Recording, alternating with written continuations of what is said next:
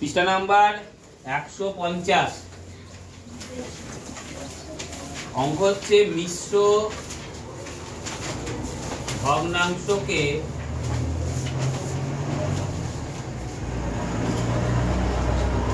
সামান্য ভগ্নাংশে করব।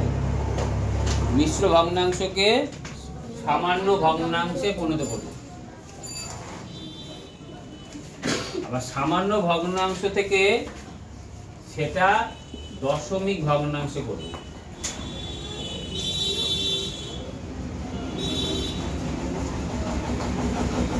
যেমন একটা অঙ্ক বলছি মিশ্র ভগ্নাংশ যেমন আছে, ধরো 2×3=25। তাহলে এটাকে মিশ্র ভগ্নাংশ, এটাকে সামান্য ভগ্নাংশে পরিণত করলে কি করতে হয়?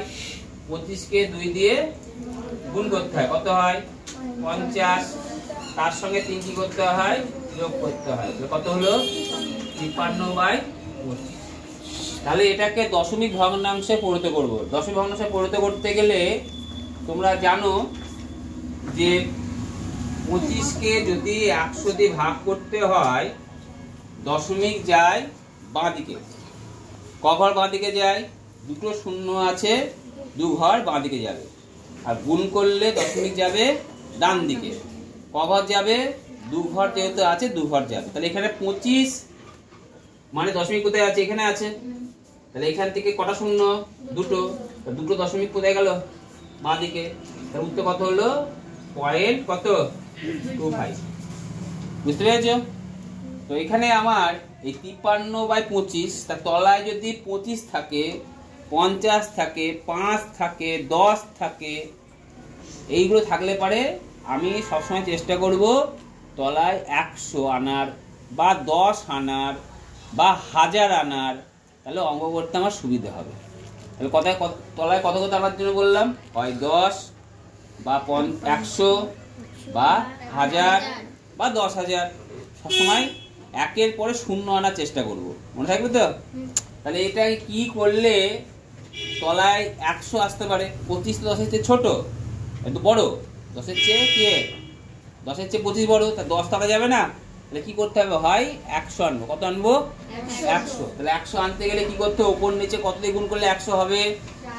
4 দিয়ে। তাহলে এটাকে 4 দিয়ে গুণ করলে 53কে 4 দিয়ে গুণ করব, আবার 25কেও কি করব? 4 দিয়ে গুণ করব। তাহলে কত হলো? ওপরে 100, 3 × 4 = 12, 4 × 21, কত হলো? 213।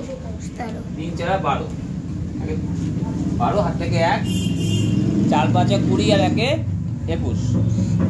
এবার বলো দশমিকটা কোন দিকে যাবে?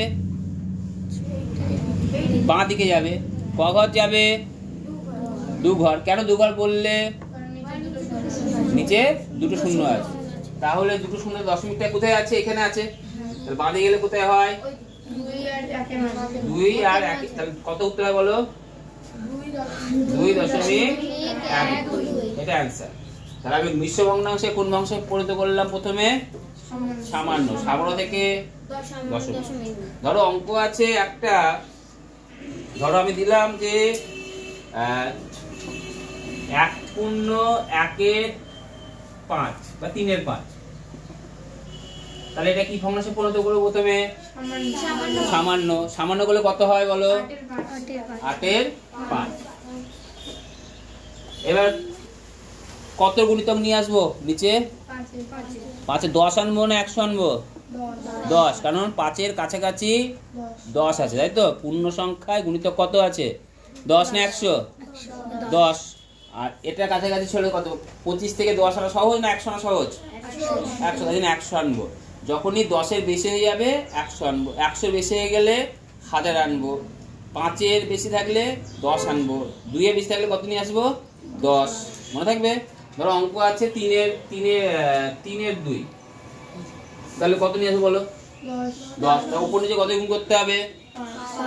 5 দিয়ে গুণ করতে হবে। 5 দিয়ে গুণ করলে কত হয়? 15। আর নিচে 2। তাহলে কত হলো? উপরে 15 আর নিচে কত? 10। উত্তর কত হলো বলো? 15। কত দশমিক যাবে বাঁ দিকে? 1 ঘর। তাহলে 1 দশমিক কত হবে? 5।